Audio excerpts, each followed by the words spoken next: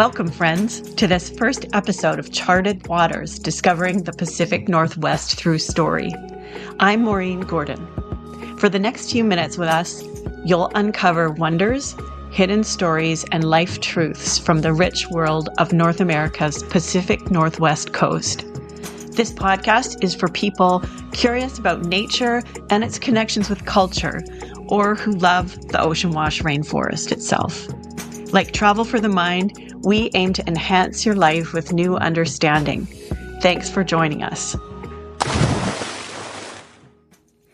We're starting this series off with something that might be top of mind for a lot of people right now, the connection between mental well-being and travel.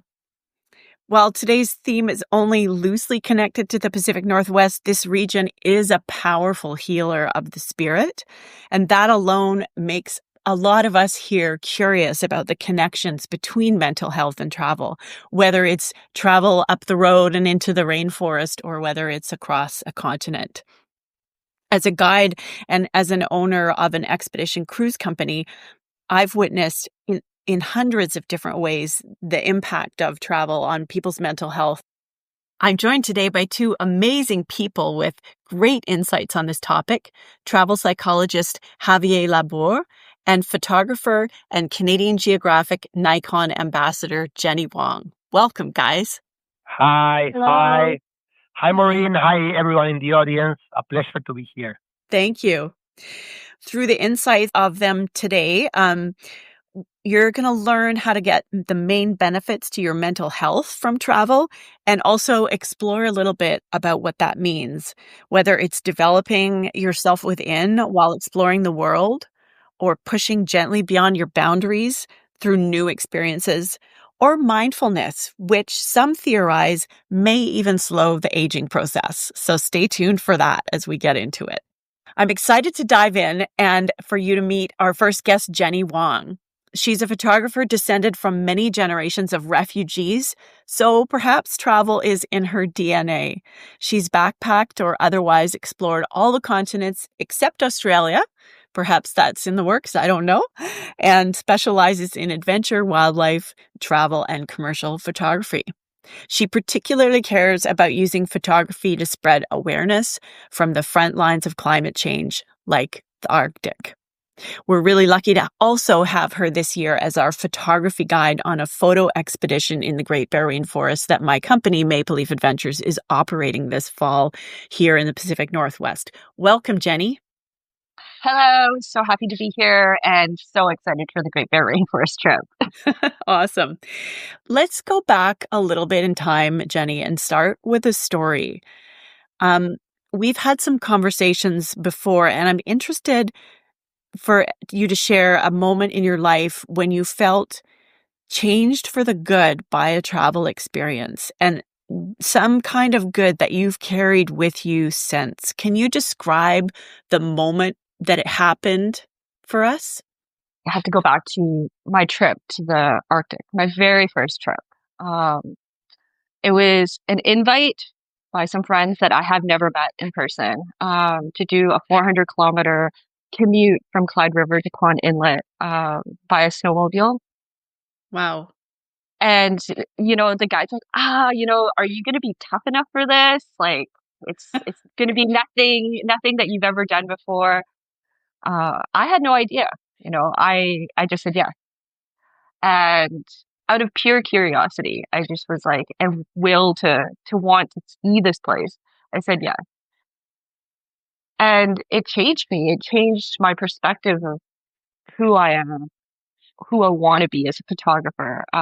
It was the moment where I became an activist for climate. I wanted to see it. I didn't realize how much purpose I found in wanting to be part of that conversation. And it really just took getting to meet the people there and how I wanted to tell those stories came through that is meeting those people, following in their footsteps, literally having to follow them through every one of their footsteps to not break through the ice, and having my foot break through the ice when I didn't, and feeling that vulnerability. That's really powerful to have become an activist through a trip. And I think I have a connection to that myself. But can you take us I want to go back a little bit. You were mentioning something about following in people's footsteps and your foot going through the ice. Can you set the scene a little bit? How did you arrive? What did you see, and how did that experience unfold? Well, you fly into like these really remote towns, and this town that I flew into was Clyde River. Right away, my snowmobile was broken down. Had to wait for them to come get me instead of meeting up with them, and we started our commute. And we're on sea ice, so we rely on Inuit guides to help us navigate the ice. I had no experience, had no idea how. And this is May in the spring when the ice is starting to break up. So there's melt pools, there's bad ice, rough ice. We're navigating through that. They have no idea. Every year it's different. Even to go to the washroom for a female, and this is a team of guys, like having to, it's like, turn around. I have to find a spot to pee, and those are the only times where I'm literally not following in their footsteps. Wherever they step, I know it's going to be safe to step. I'm not going to go through. And it was literally this one time where I had to go and find a place to pee behind some ice that my foot went through, and that vulnerability of having that scare of going through the ice, and understanding how these people have to live. I was only there for 2 weeks, and that intersection of local communities and the land that they live on, was super powerful for me. And what was that moment? When your foot went through the ice, what was going on inside you? I was just wanting to go pee, you know. But I think when you're scrambling, like you feel that vulnerability of nature, and that we are all at that whim. And I don't think that we feel that in our very coddled concrete playground that many of us live in. Mhm. Everything's built in a very convenient way. We're warm, we're sheltered, we're safe. And in nature, there is beauty and there is adversity that you have to work through.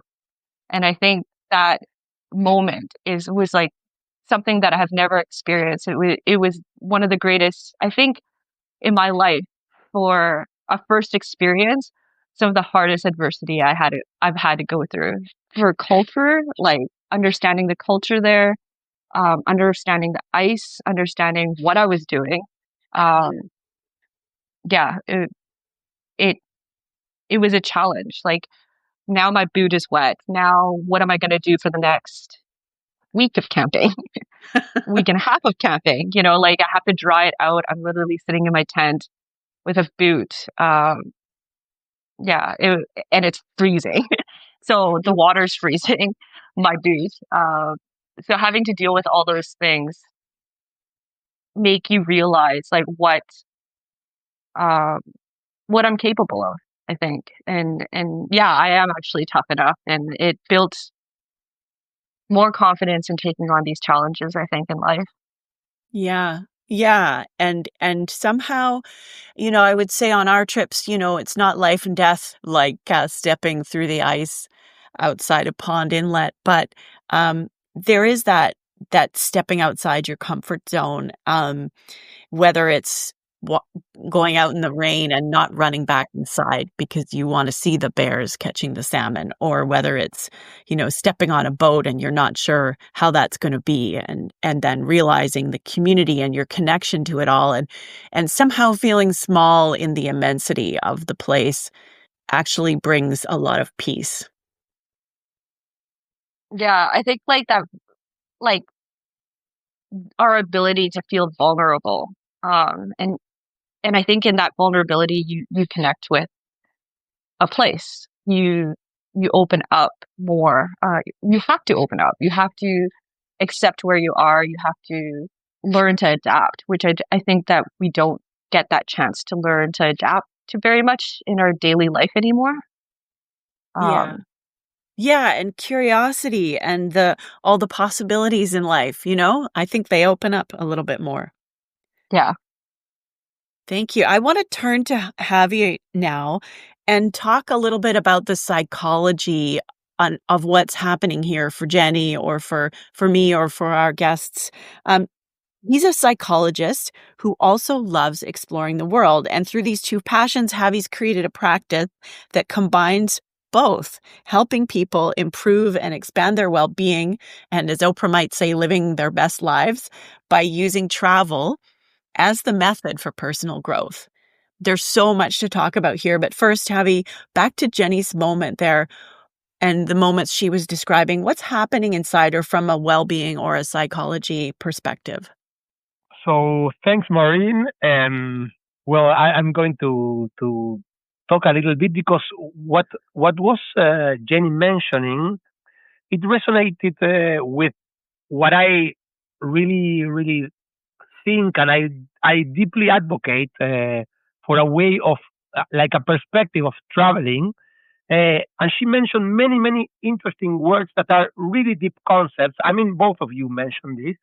Uh, the fact that when we travel, we are open towards our vulnerability. This is really important, and this makes us like feel a better connection, a greater connection with our emotions.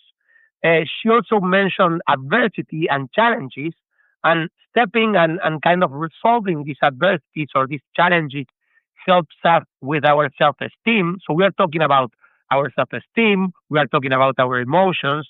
Uh, then she talked about being capable, like this also is about our self esteem. And also she mentioned the nature being overwhelming, and this could relate also to mindful traveling.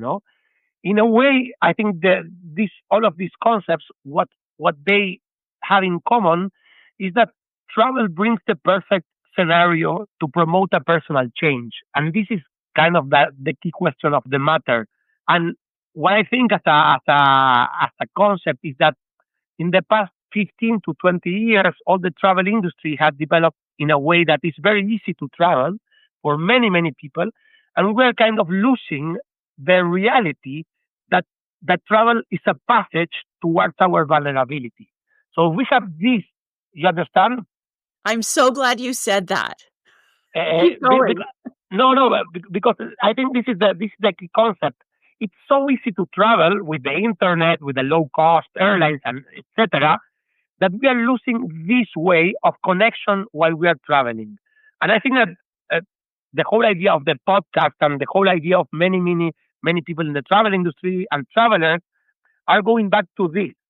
Travel is an opportunity to promote personal change because we are in touch with our vulnerability, because we will get in touch with new cultures, because we will get our brains really outside of our comfort zones. We will work with our resilience. We will get in touch with new communities and understand new perspectives about the world. But this, like, we need an emotional preparation for this. We understand this. Do we agree? Like, if we just take the plane and go to the trip, we are losing an opportunity. And I think that what Jenny brought us with the story and what all this podcast is about this. We need to go back and understand that travel is an opportunity for personal change. Uh, I think, this is the key issue, and I think we are all into this way of traveling, mindful traveling. Yes. Yes, absolutely. And there's so many things that you said there that I love and connect with, and I want to dive a little bit deeper into a few of them. But before we do that, you are creating a documentary, a beautiful documentary in which you help regular people overcome barriers to their self-actualization or their goals or their happiness through travel. Why did you decide to start that? Basically, the documentary comes.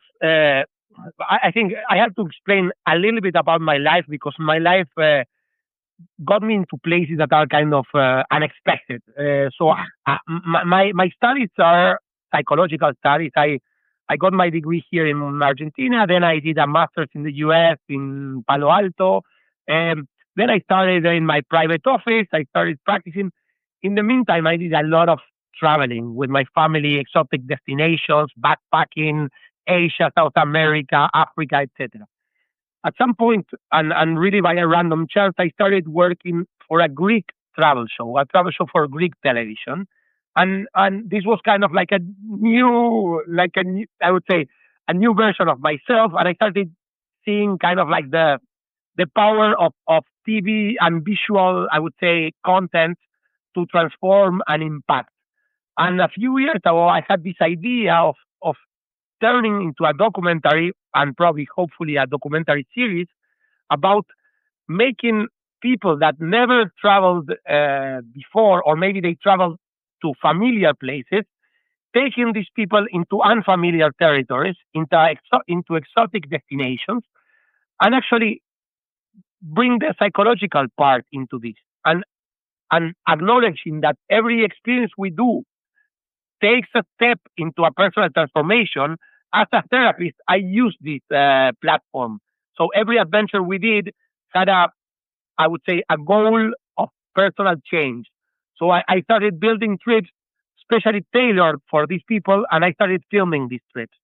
And the idea evolved into a documentary. I have a partner that is a documentary filmmaker, and we are doing this, trying to sell it to platforms, trying to sell it to screens in order to, I would say, it's all about changing lives by using the power of travel and psychology. Yeah, thank you. I watched the trailer that you have on your website, and in it there's a young woman called Amalia, Yeah. who is a wonderful musician, but she has stage fright.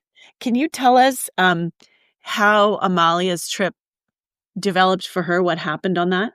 So when Amalia, I met Amalia at the time she was 22 years old. This happened a few years ago, and she was a really talented musician. She composed her songs. She played the guitar very well. She has like a super sensitive voice, uh, but she was kind of blocked in the way that she had anxiety towards performing on stage.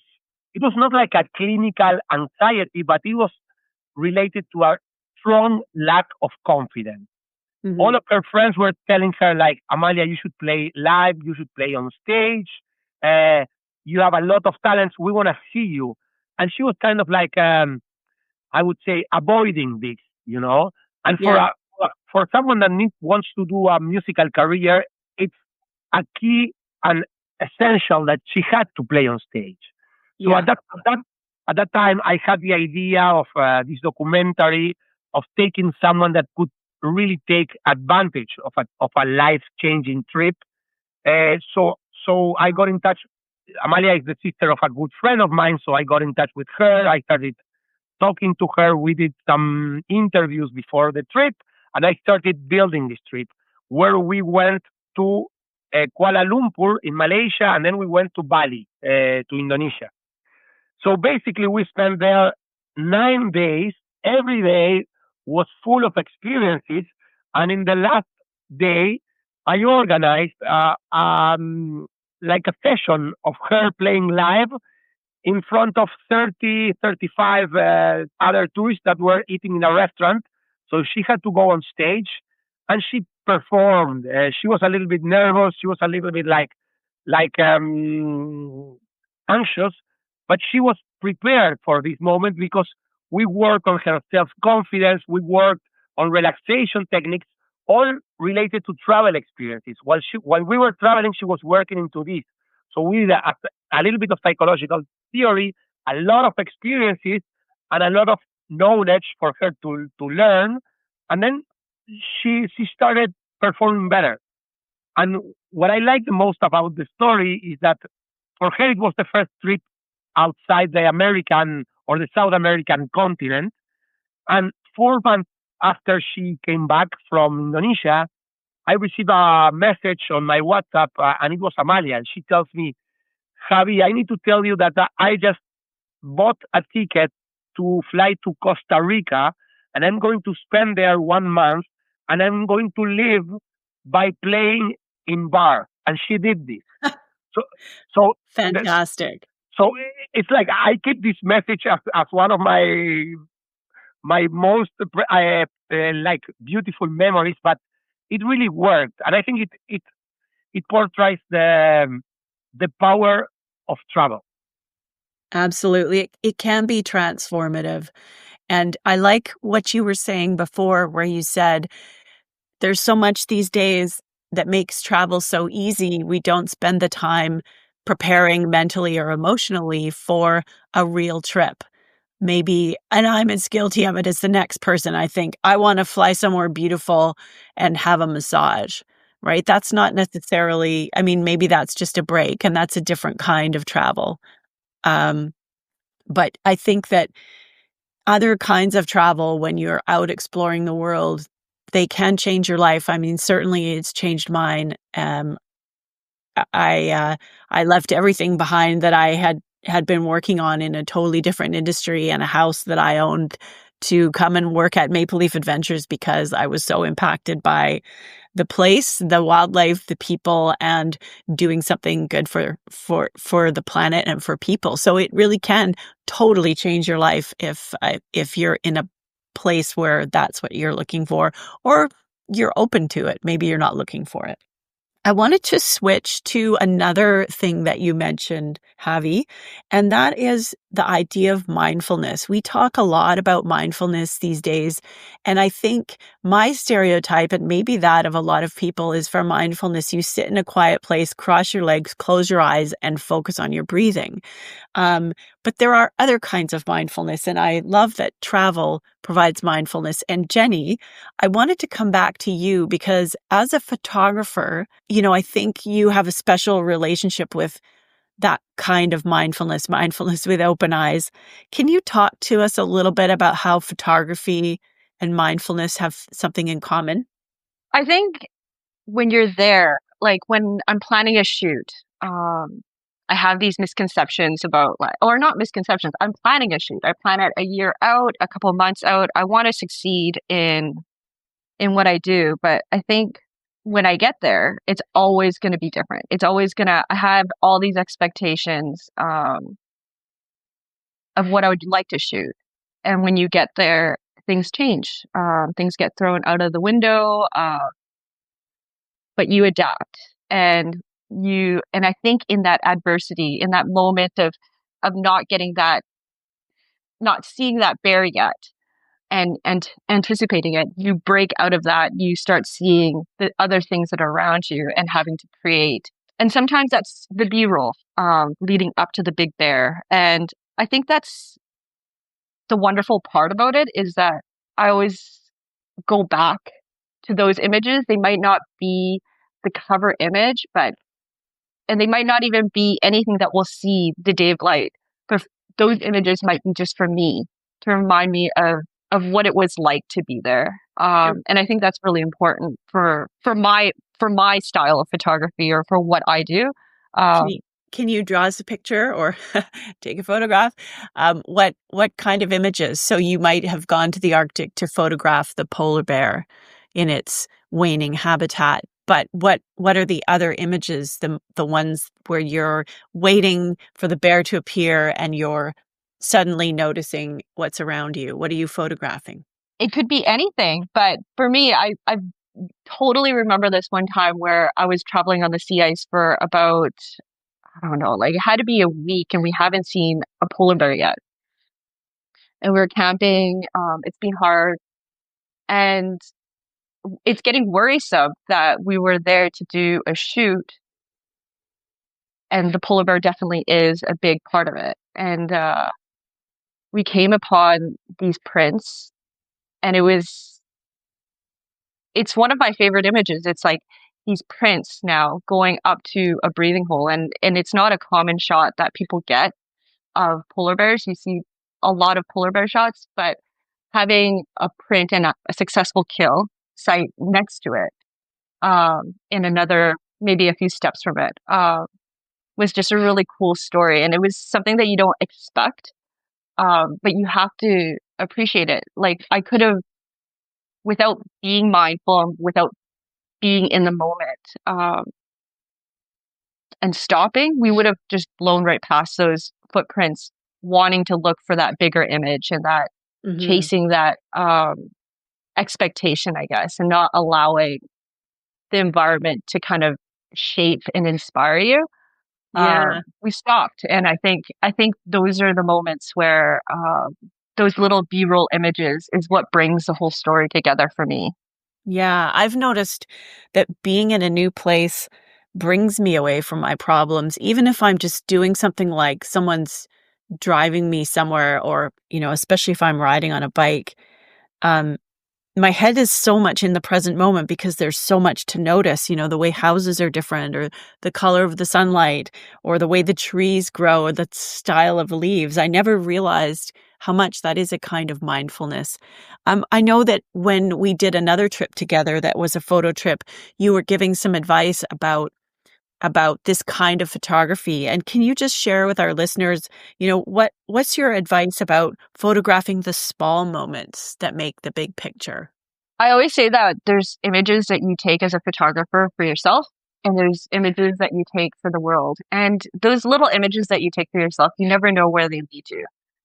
Some of them actually do make magazines. But at the end of the day, they help you go back to the place more than those big images do.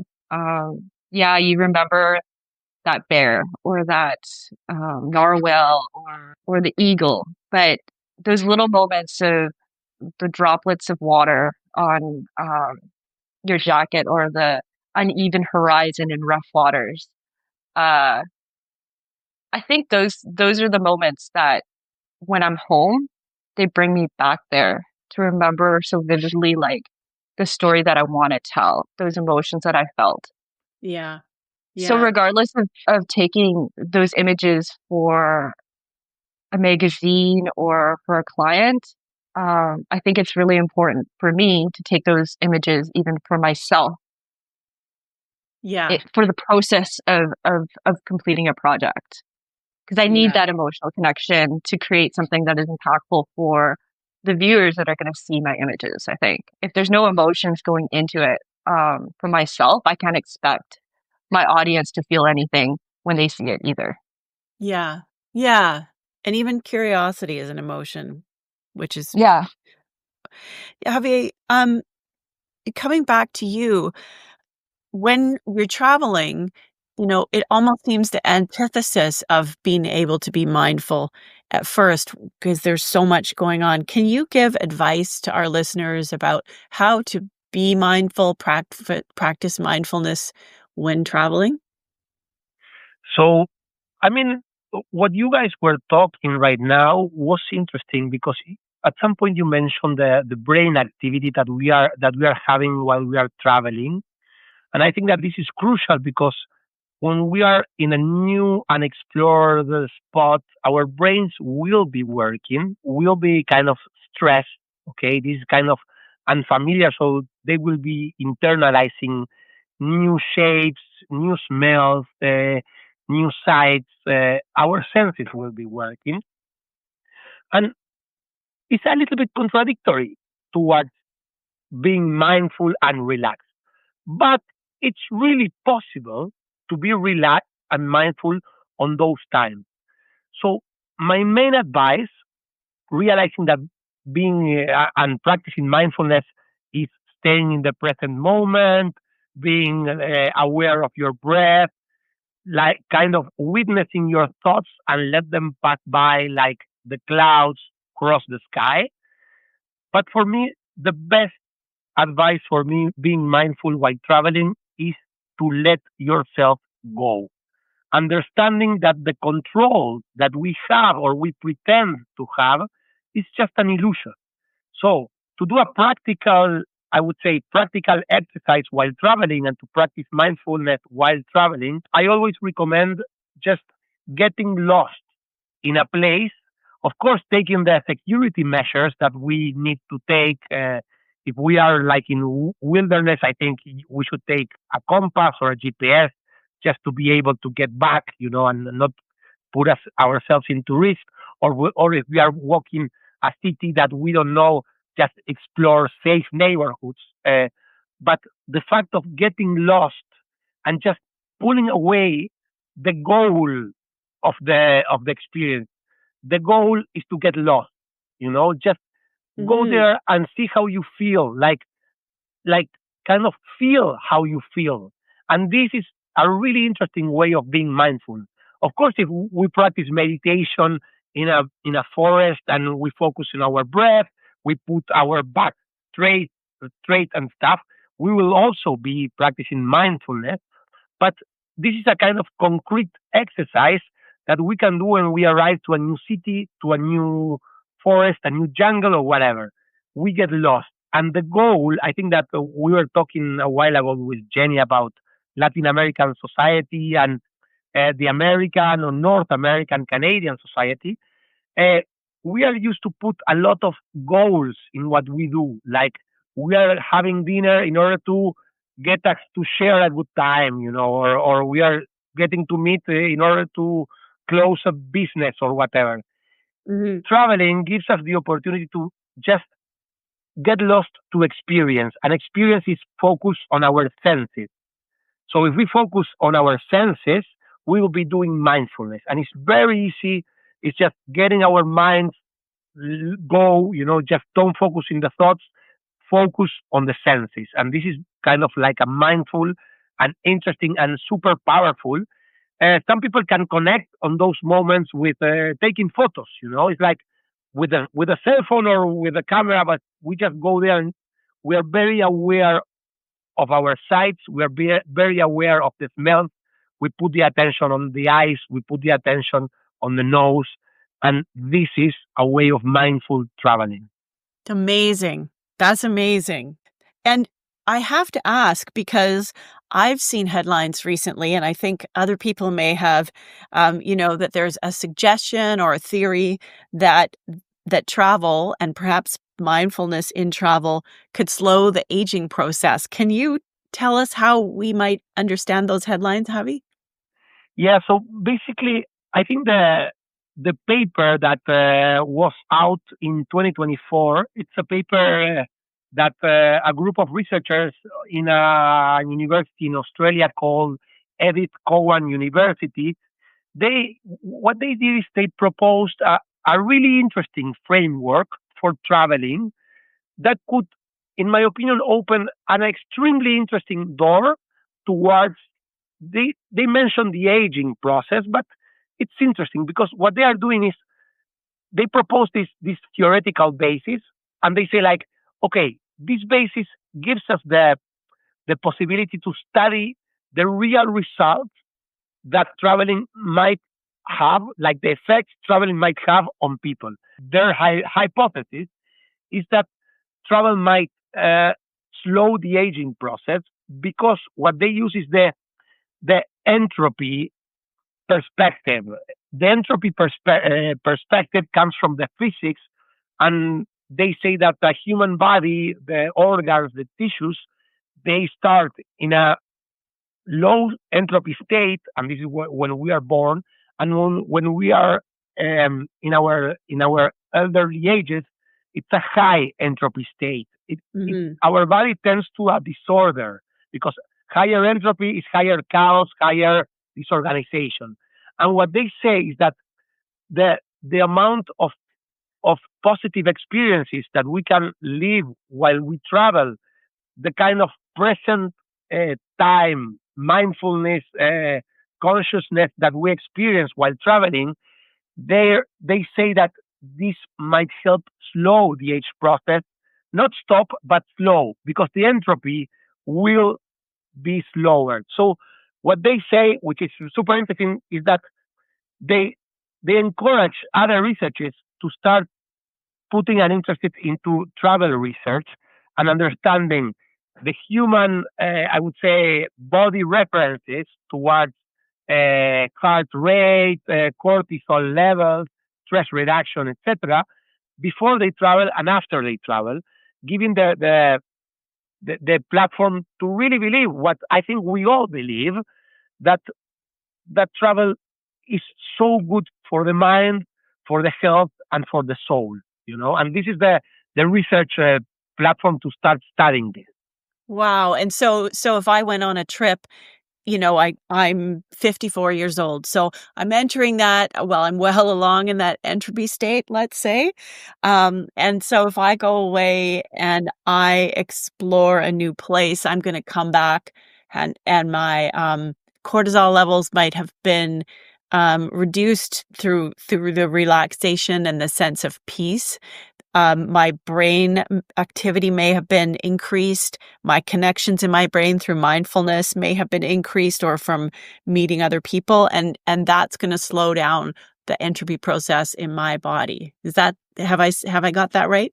Yeah, this is what they say, but what they also mention, which is very interesting, is that that's the case if you are experiencing positive experiences. If you're experiencing negative experiences, this could also have like kind of harmful consequences in a way.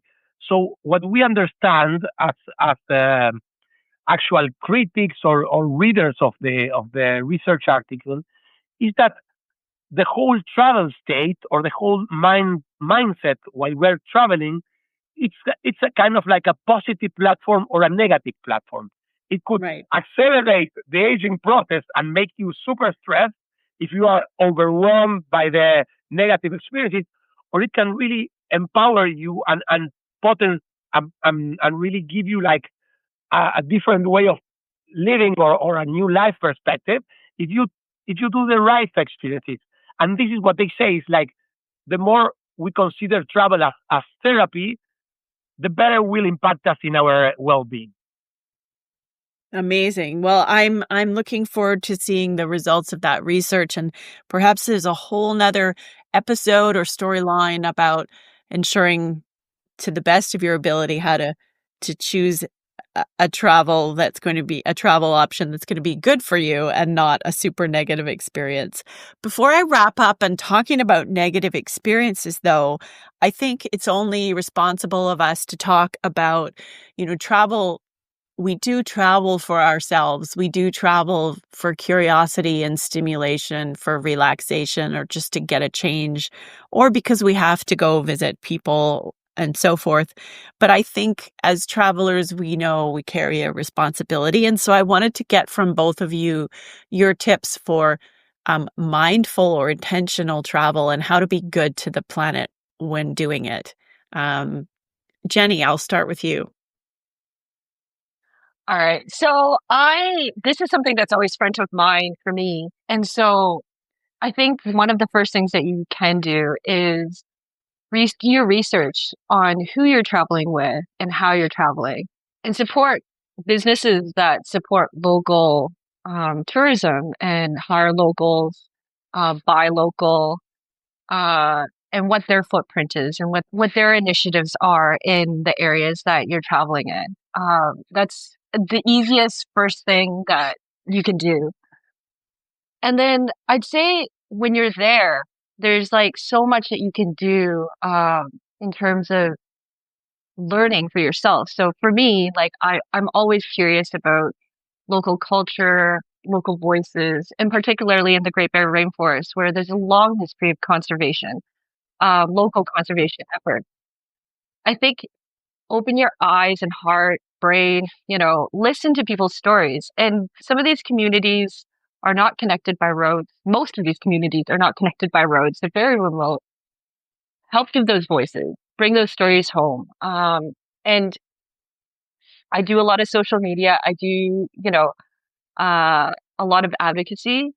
But the most impact that anybody can have is having conversations at the dinner table with your friends. What you have at the dinner table will have more impact on those people than me talking on Instagram and social media. Um, Sharing those stories of conservation, I think it brings purpose to you to join those communities, but it also helps these communities get these stories out, Yeah. stories that they need to be told, I think. Thank you. That's beautiful and important. Javi, what about you? So I think that the whole concept of the travel mindset, there is a deep psychological and I would say human concept that really we all can feel identified, and I think we don't pay attention enough, and it's empathy. And I think that to make a more sustainable world, we should work on our empathy and being empathetic. We should be, of course, we should be kind, but we should really understand the person that we have in front of us.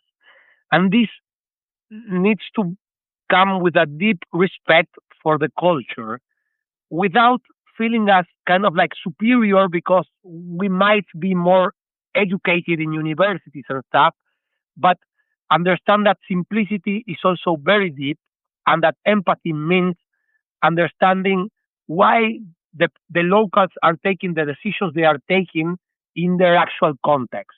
And this demands a lot of personal and internal work. It's about self knowledge and it's about cultural knowledge. So I think that the more we work on ourselves before we travel, I think Jenny did this mention. I think it's really, really essential about understanding our moment in life, who we are right now, and what are we searching for in this trip, and how this connects with the culture that we are going to visit helps us kind of like bring us these humanities together.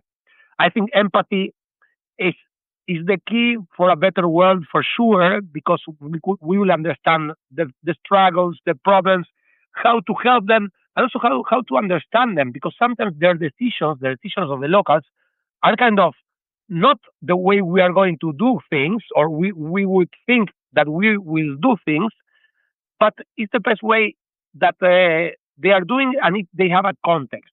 So I think that empathy is the real solution for mindful and sustainable travel.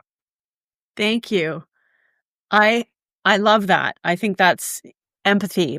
And because empathy can be towards other humans, it can be towards animals of other species, it can be towards a place itself. Maureen, sorry to interrupt, but I think that also I forgot to mention the empathy is also about compassion. You know, the more we are empathetic, the more compassionate about the world, about people, and also about ourselves. We are better persons. So if we get affected while we travel, we are affected by the humanity that we have in front of us, the animal that we have in front of us.